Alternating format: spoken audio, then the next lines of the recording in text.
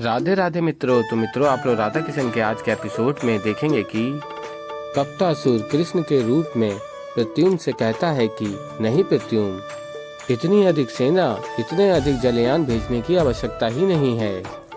आधी सेना भेज दी जाए जल से, और अधिक से अधिक सेना यहाँ द्वारका में होनी चाहिए द्वारका की सुरक्षा के लिए। और पर्वत पे सेना भेजने की तो आवश्यकता ही नहीं है, उसका तो प्रश्न ही नहीं उठता। और तभी प्रत्युम्न कहते हैं, पिताश्री, आपके कहने का अर्थ है कि सुरक्षा बल आधा कर दिया जाए। और फिर तभी कपटासुर कृष्ण के रूप में कहता है कि प्रत्युम्न, बात समझने का प्रयास किया करो, कोई कारण है जो मैं कुछ कहता हूँ नहीं। यदि शत्रुओं ने जल में हमारे सैनिकों को देख लिया तो क्या होगा?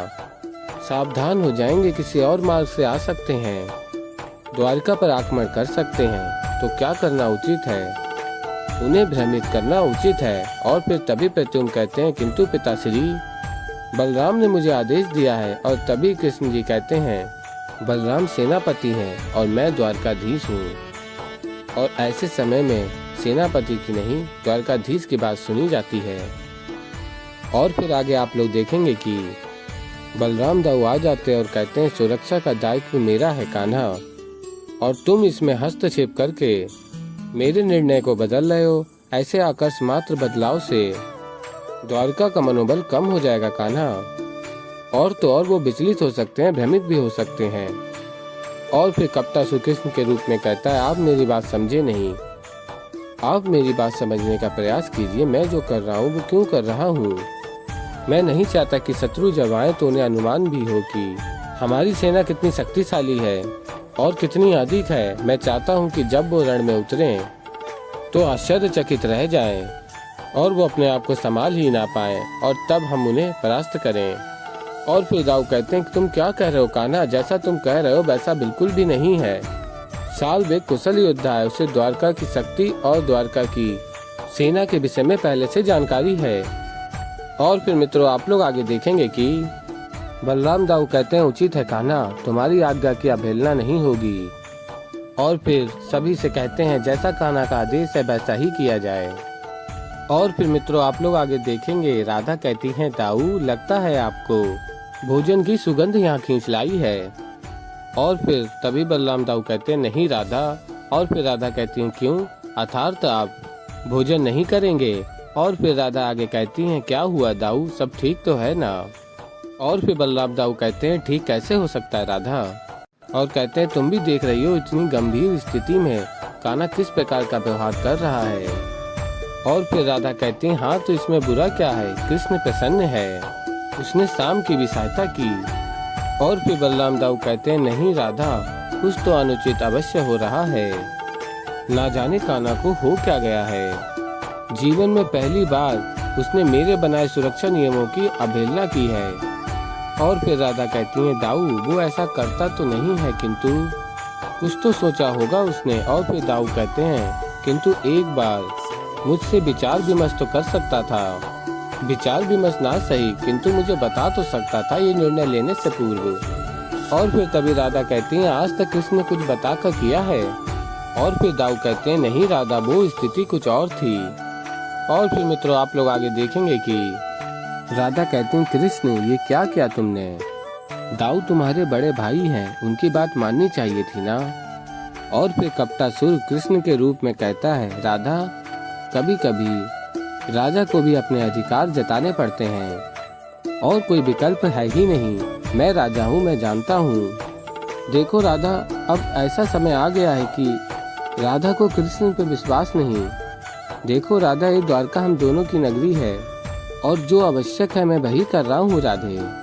और फिर राधा कहती हैं, कृष्ण, द्वारका जितनी हमारी है उतनी ही दाऊ की भी है, द्वारका वासियों की है और आपकी है। और तुम जब से लौटे हो कितना बदला सा व्यवहार कर रहे हो, और मोर पंख से भी खेले जा रहे हो। और फिर कृष्ण जी कहते हैं, मोर पंख तो मुझे प्रिय ही है राधे।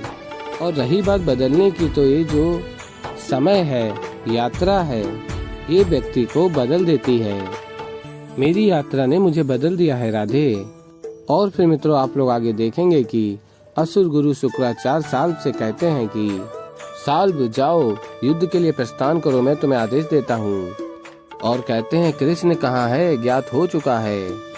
और फिर तभी साल्व कहता है क्या, कहाँ है वो भगोड़ा। और फिर असुर गुरु शुक्राचार्य बताते हैं कि तुम्हारे ही उत्तर भाग में वन में छिपा है वो। और फिर तभी साल्व कहता है मेरे ही भूमि पे अपने प्राण बचाने के लिए यहाँ तक आ गया। और फिर साल्व कहता है सैनिकों तैयार हो जाओ। और फिर मित्रों आप लोग आगे देखेंगे कि कपटासुर कृष्ण के रूप में राधा से कहता है क्या हुआ राधा, तुम वहाँ मुझे अकेला छोड़ यहाँ क्यों चली आई। और फिर राधा के समक्ष आते हैं और कहते हैं क्या हुआ राधा, तुम रो क्यों रही हो। और फिर राधा कहती हैं जब मेरे कृष्ण के नेत्रों में आंसू आए तो मुझसे सहा नहीं जाता कृष्ण रोए तो राधा क्यों ना रोए। और कहती हैं जब मैं तुमसे प्रेम करती हूँ, तुम भी मुझसे प्रेम करते हो, तो आंसू नहीं आने चाहिए।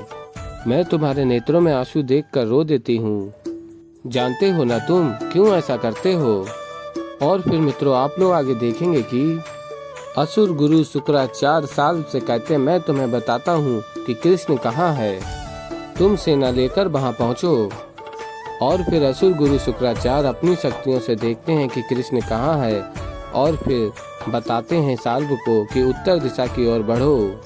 और फिर साल्व कहता अपने सैनिकों से उत्तर की ओर बढ़ो और उत्तर दिशा की ओर जाने वाले सारे मार्ग को घेर लो। और फिर असुर गुरु शुक्राचार्य देख रहे होते हैं कृष्ण बांसुरी बजा के आ रहे होते हैं और कहते हैं साल्व वो तुम्हारी ओर ही आ रहा है। और फिर तभी साल्व कहता है सैनिकों कृष्ण को देखते ही अस्त्रों का संधान करो।